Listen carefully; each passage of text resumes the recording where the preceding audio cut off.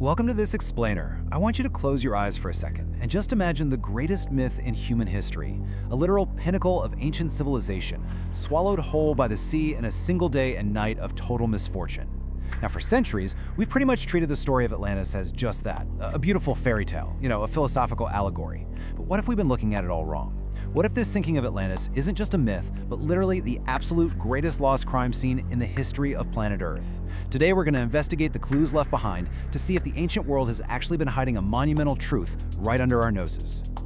To really understand the gravity of this mystery, we have to trace it all the way back to its absolute earliest recorded roots. Picture this.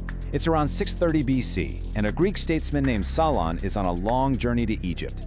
And there, deep within these sprawling ancient temples, an Egyptian priest imparts a secret history to him.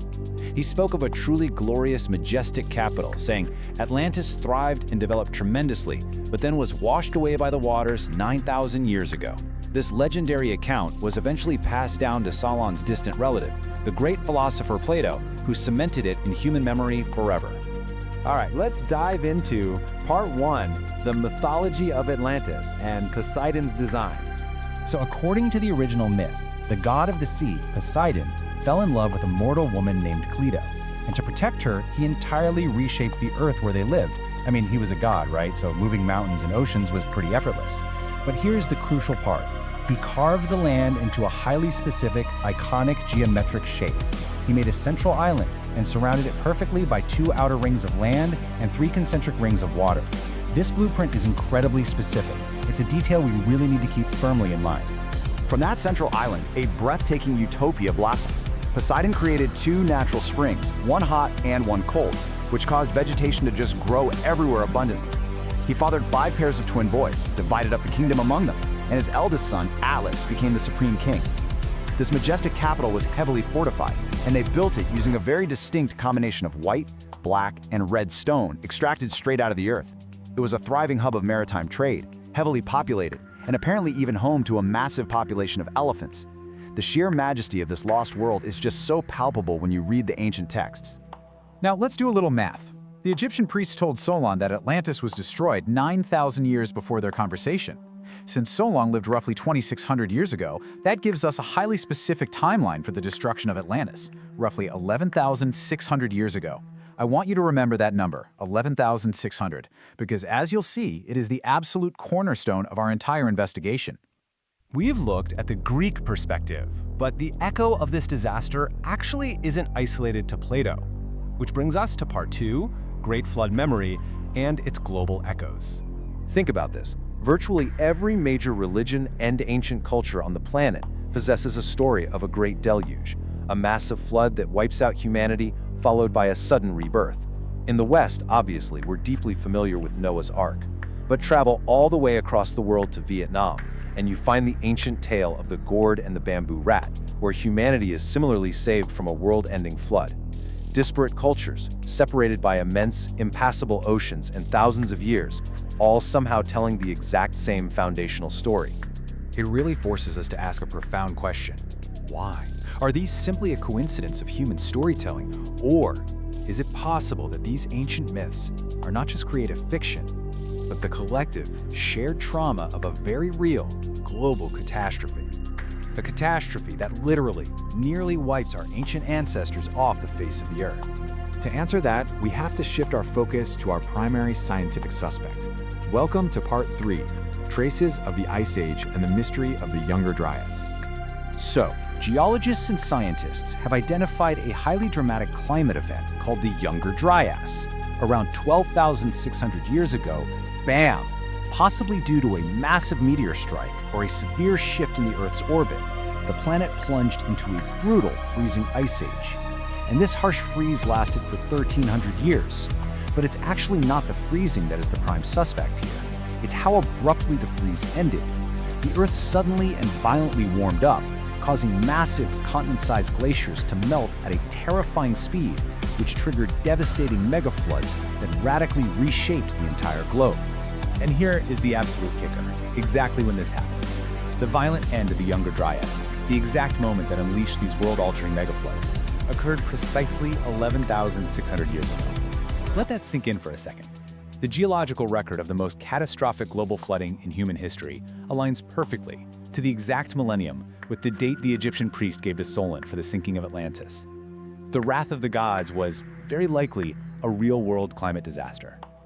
Okay, so we have the motive, we have the timeline, and we have the global trauma. Now we just need the location. This is part 4, the Eye of the Sahara, also known as the Rishat structure. Welcome to our primary crime scene, the Rishat structure. It is famously known as the Eye of the Sahara. Located in the incredibly harsh, remote deserts of Mauritania, it's a massive, unfinished volcanic formation spanning 40 kilometers across. I mean, it's so big that for a long time, astronauts simply used it as a visual landmark from space. But when you actually get down and look closely at its geography, it leaves a highly distinct, incredibly familiar footprint in the Earth. Because when you put Plato's ancient text and these physical geological features side by side, the similarities are, honestly, they're thrilling. Plato described a central island surrounded by concentric rings of land and water. Well, the Rishat structure is a central hub surrounded by concentric rings separated by deep depressions.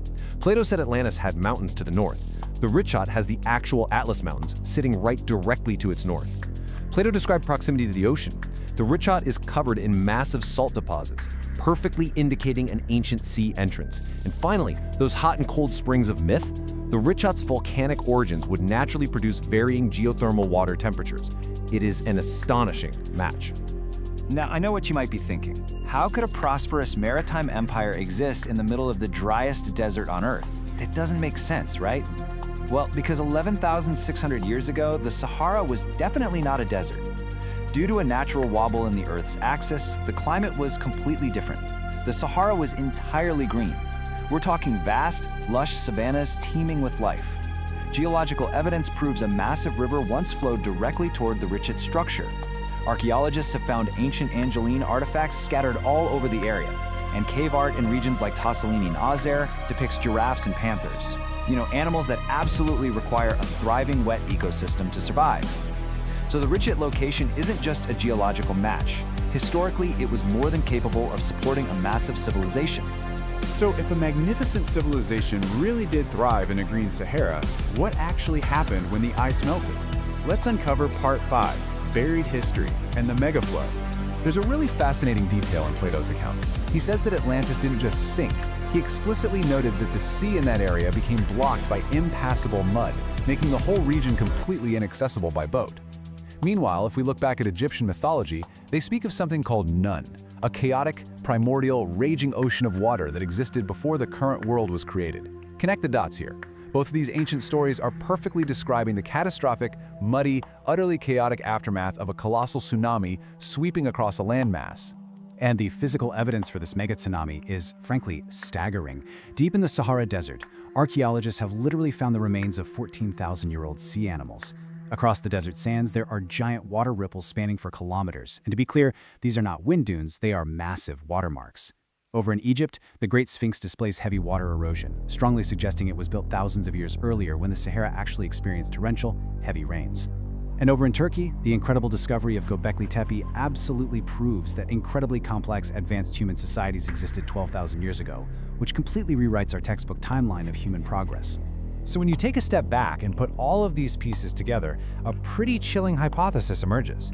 The idea is that an advanced civilization in North Africa, perhaps the very one Solon heard about from that priest, was caught right in the crosshairs of a dying ice age. The sudden, incredibly violent megaflood from the Younger Dryas essentially swept from the Mediterranean all the way to the Atlantic, washing entirely over the lush Sahara. It wiped this once prosperous hub totally off the map, buried it in mud and sand, and practically hit the reset button, sending human progress crashing all the way back to the Stone and Bronze Ages. It's a profoundly humbling and honestly thrilling realization.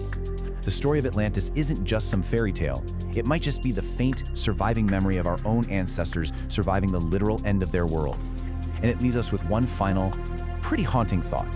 If a magnificent global civilization predating ancient Egypt actually existed and was completely, ruthlessly erased from the earth by nature, what else has human history forgotten? Thank you so much for joining me on this explainer, and always keep questioning everything you know about the past.